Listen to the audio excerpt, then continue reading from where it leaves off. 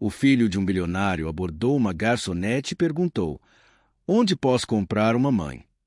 A garçonete exclamou: "E se você de repente percebesse que, apesar de toda a sua riqueza, poder e sucesso, você havia falhado com a pessoa que mais importa para você e tivesse que encarar a realidade de que talvez já tivesse perdido?"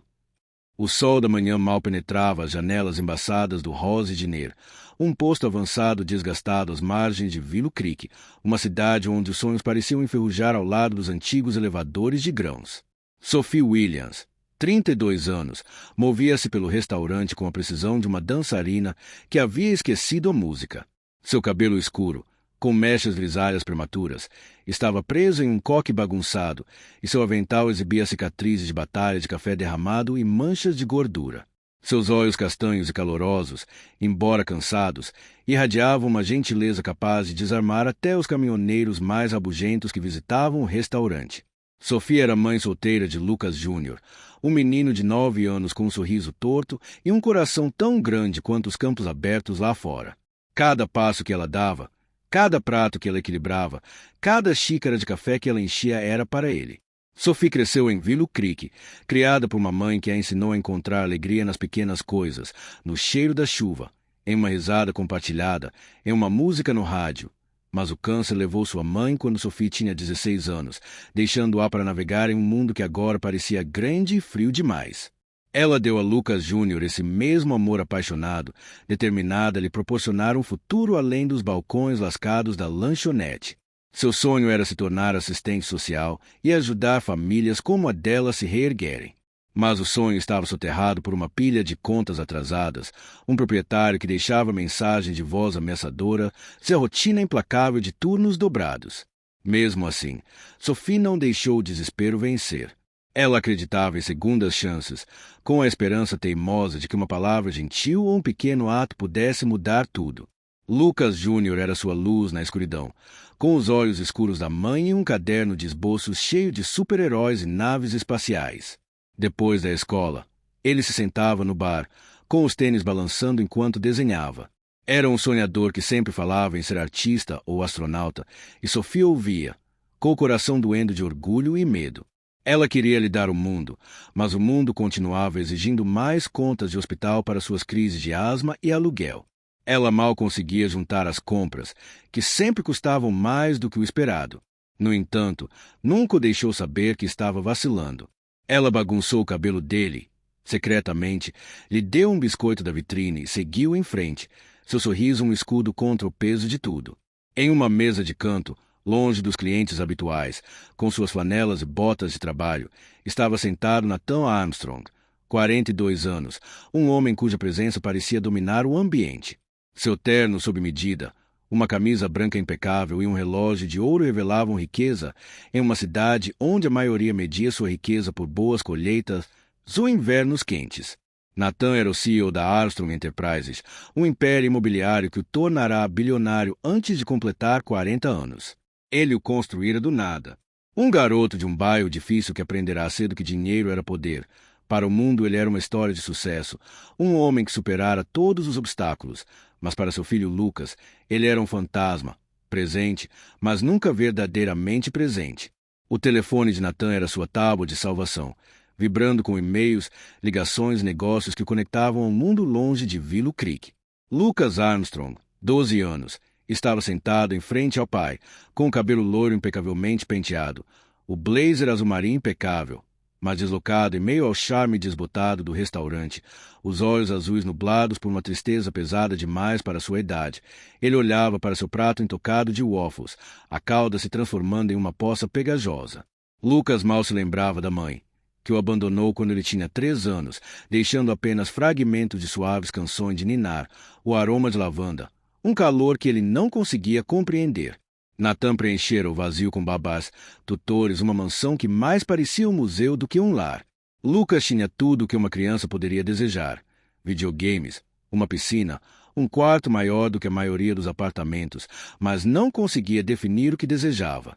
Sentia-se afogado em silêncio, invisível em uma vida que brilhava, mas nunca aquecia.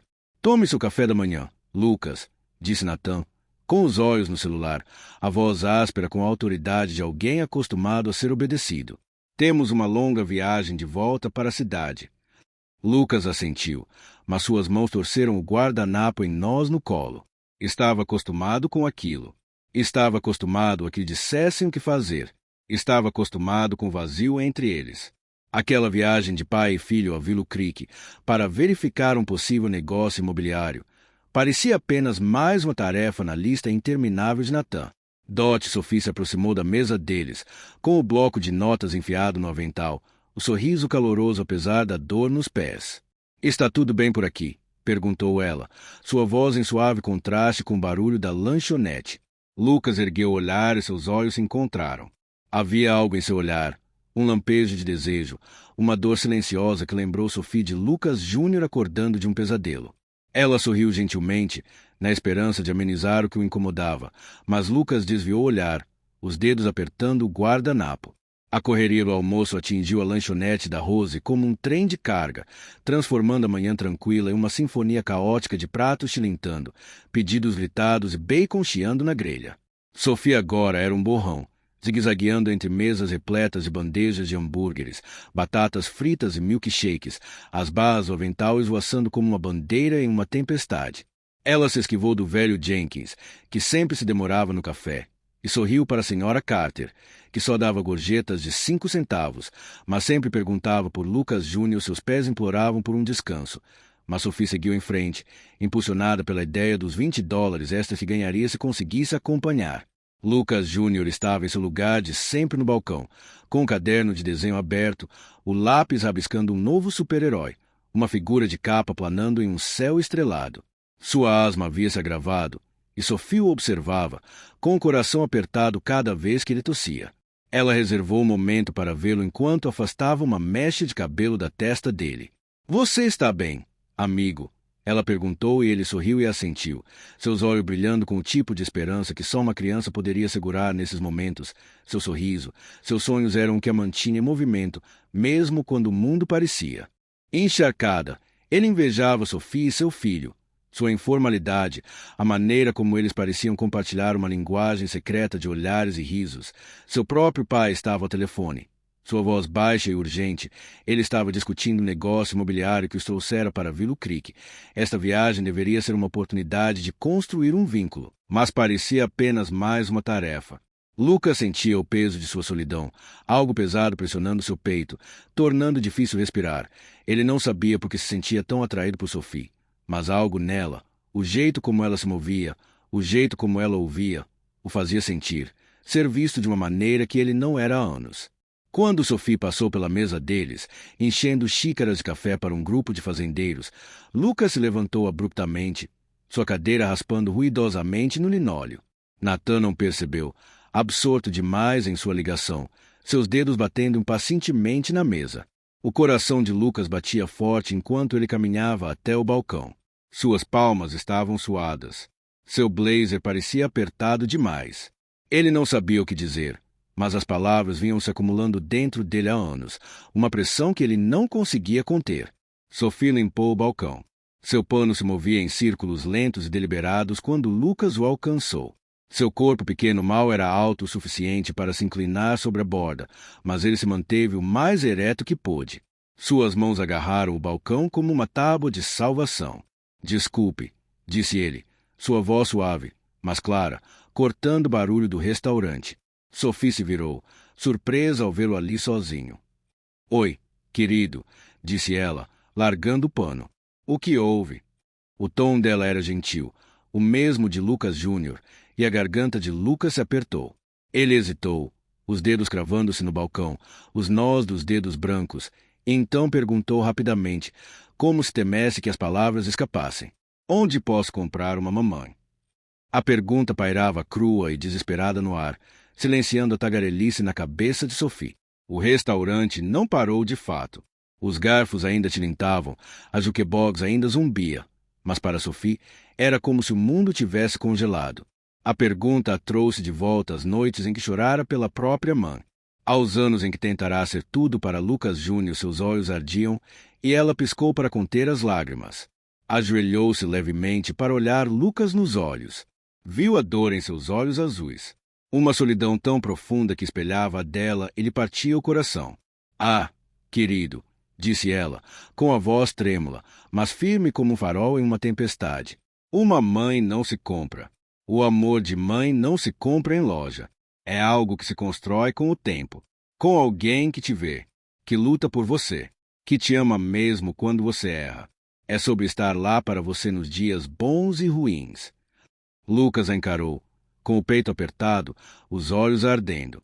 Ninguém jamais falará com ele daquele jeito. Nem suas babás, que eram pagas para cuidar dele, nem seus professores, que o viam como alguém incrível, nem seu pai, que o via como um fardo. As palavras de Sophie eram como a chave para algo que ele havia enterrado. Ele assentiu, incapaz de falar, e Sophie estendeu a mão e a colocou delicadamente em seu ombro. O toque foi fraco, mas para Lucas foi a primeira sensação real que ele sentiu em anos, vindo da cabine telefônica. Nathan encerrou a ligação, bem a tempo de ouvir a pergunta do filho. As palavras o atingiram como uma marreta, destruindo a fachada que ele havia construído em torno de si. Ele olhou para Lucas, olhou de verdade, e viu o garoto que estivera ocupado demais para notar. Um garoto que ansiava por algo que Nathan não lhe dera. A culpa o percorreu, aguda e implacável, seguida por um medo que não sentia há anos. E se tivesse perdido o filho para sempre? Os dias seguintes foram carregados por uma transformação silenciosa, como a lenta lembrança de um rio congelado. Lucas não conseguia parar de pensar nas palavras de Sophie. Elas ecoavam em sua mente. Um lembrete de que o amor não é algo que o dinheiro pode comprar ou conquistar por meio de bom comportamento. Começou a procurar desculpas para ir ao Rose Diner, sempre acompanhando Nathan quando ele fazia compras em Willow Creek. Sophie sempre o cumprimentava com um sorriso tão caloroso quanto o café que servia. Sua presença era um conforto constante em um mundo que parecia grande demais. Ela lhe perguntava sobre o seu dia, ouvia suas histórias sobre seus livros de ficção científica favoritos, se dava uma fatia extra de torta de maçã quando Nathan não estava olhando para Lucas. Esses momentos eram como oxigênio preenchendo o vazio dentro dele. Lucas Júnior notou um garoto novo por perto e ficou curioso. Certa tarde, quando Sophie estava inundada de pedidos, os dois garotos acabaram no balcão juntos. Lucas Júnior mostrou a Lucas o caderno cheio de desenhos vívidos de super-heróis lutando contra alienígenas em uma galáxia muito, muito distante. Lucas, que nunca tinha sido bom em desenho, ficou fascinado pelos detalhes, o jeito como as capas esvoaçavam, o jeito como as estrelas pareciam brilhar. Como você faz para que pareçam tão reais?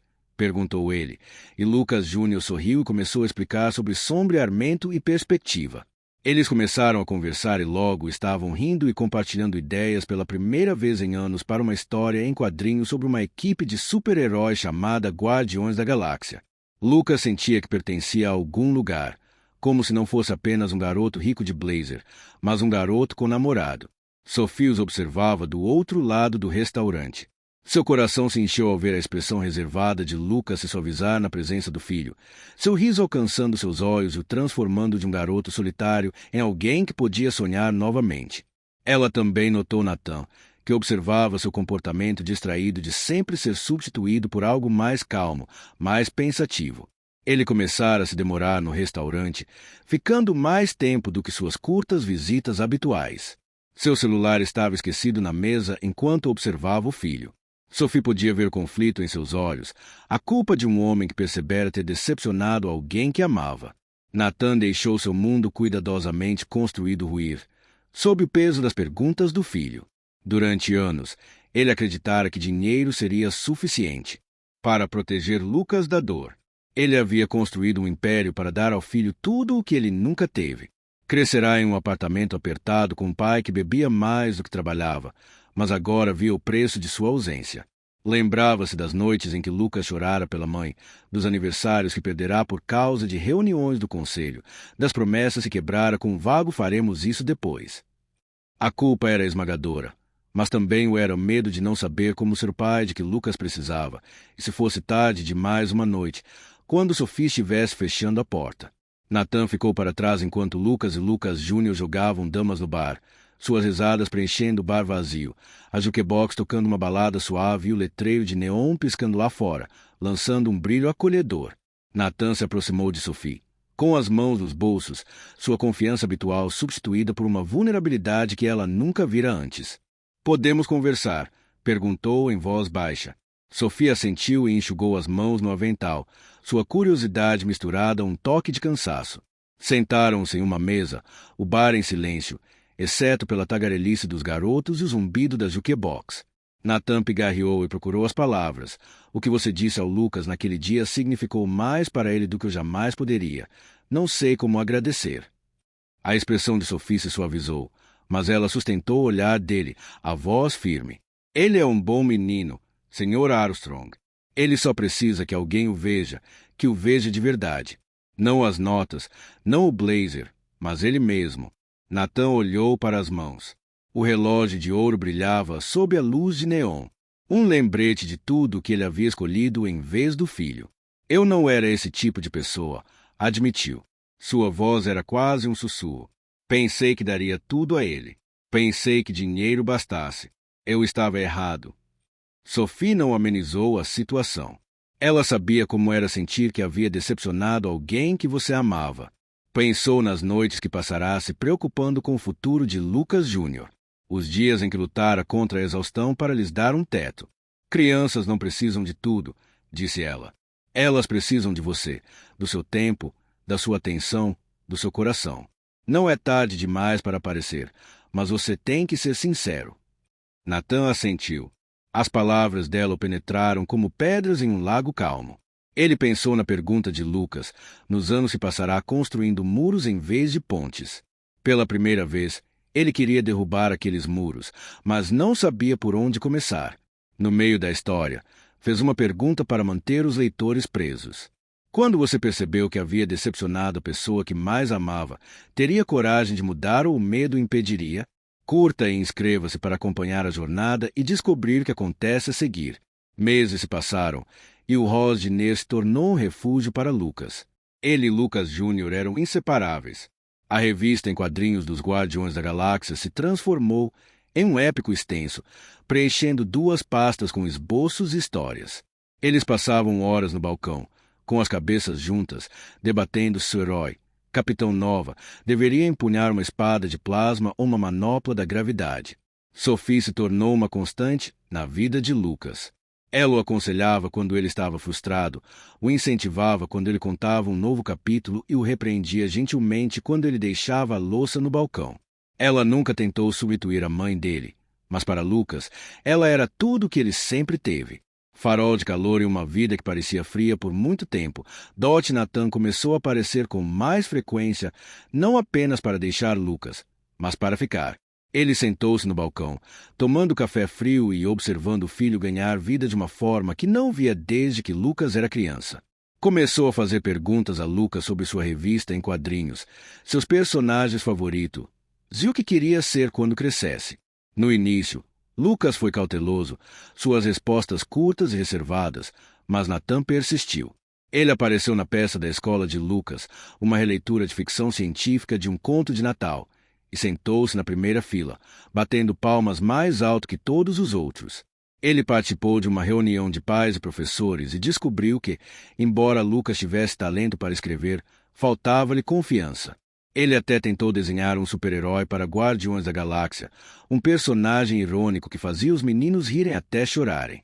Lucas lentamente começou a confiar que seu pai não iria a lugar nenhum, mas a verdadeira virada veio quando Nathan ouviu uma conversa que mudou tudo. Era fim de tarde. O restaurante estava silencioso, exceto pelo barulho dos pratos que Sophie lavava nos fundos. Lucas Jr. estava em pé no balcão, seu caderno de desenho aberto, mas com o rosto sério enquanto falava com sua mãe. E se eu não puder ir para a faculdade, mãe? Perguntou ele em voz baixa. E se não tivermos dinheiro? Perguntou Sophie, com a mão na água com sabão, de costas para ele. Nós daremos um jeito. Querida, disse ela, com a voz pesada pelo peso das promessas que não tinha certeza se conseguiria cumprir. Nós sempre conseguimos. Nathan, sentado uma mesa próxima, sentiu uma pontada no peito. Sabia que Sophie estava com dificuldades para pagar as contas do hospital por causa da asma de Lucas Jr., o aluguel sempre atrasado, a luta constante para sobreviver. Ele a vira contar o troco do pote de gorjetas para comprar leite. A vira mancar pelos turnos com os pés inchados. Pensou na própria riqueza, nos milhões que gastara em jatos particulares, casas de férias e negócios que mantinham longe do filho. Pela primeira vez, viu uma oportunidade de gastar seu dinheiro em algo importante. Naquela noite, depois do turno de Sophie, Nathan pediu que ela o encontrasse do lado de fora do restaurante. O ar estava fresco, as estrelas brilhavam intensamente sobre Willow Creek. O letreiro de neon lançava um brilho rosa no terreno de cascalho. Nathan entregou-lhe um envelope, com as mãos a tremer ligeiramente. Isto é para o Lucas Júnior, disse ele. Um fundo fiduciário para a faculdade.